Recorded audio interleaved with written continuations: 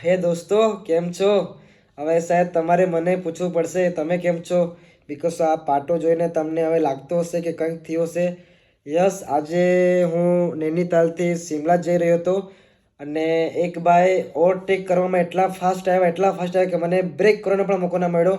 તો એ ભાઈની ગાડી મારી ગાડી ઠોકાઈ ગઈ અને એ ભાઈને વધારે વાગ્યું છે અને મને હાથમાં ફ્રેક્ચર થયું છે. અને નસીબની વાત એ છે કે શું કહેવાય, શરીરમાં ક્યાંય ખરોચ પણ નથી ને ફ્રેક્ચર પણ નથી, બિકોઝ ઓફ મારા રાઇડિંગ ગિયર્સ. મેં પ્રોપર હેલ્મેટ પહેર્યું હતું, જેકેટ પહેર્યું હતું અને ક્ની ગાર્ડ્સ પહેર્યા હતા, જેના કારણે મને કશું થયું નથી. બસ હાથમાં ફ્રેક્ચર થયું છે બિકોઝ હું પડ્યો તો પછી આમ પડ્યો હતો, એટલે જે હાથમાં પૂરું શું કહેવાય વજન આવી ગયું હશે.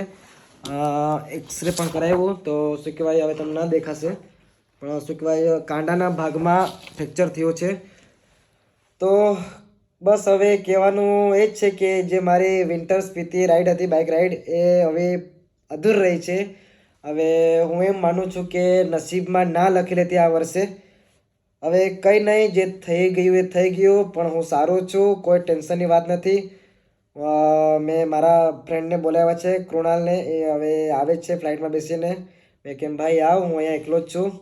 એના કારણે મેં એને બોલાવ્યા છે, આવે છે, રસ્તામાં છે, કાલે સાંજ સુધીમાં આટલા આવી જશે.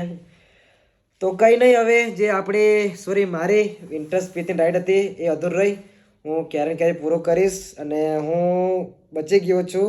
બચી તો નહીં એમ તો, બિકોઝ મેં બધું પહેર્યું જ હતું અને મારી કોઈ ભૂલ હતી નહીં. એ ભાઈને થોડુંક વધારે વાગ્યું છે અને કોઈ પણ પ્રકારનો કોઈ કેસ થયો નથી બિકોઝ એમની ભૂલ હતી.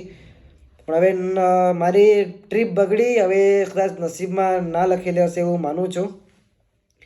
તો ચાલો કંઈ નહીં, હવે આ ટ્રીપ બગડી તો બગડી, પણ હવે નેક્સ્ટ ટ્રીપ હું જ્યારે પણ કરીશ ત્યારે વિડીયો બનાવીશ.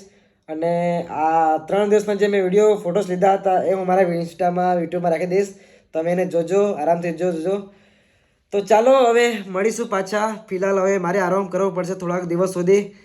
ક્યારે મળશું હવે ખબર નહીં, પણ જલ્દી મળશું. Tata, bye bye.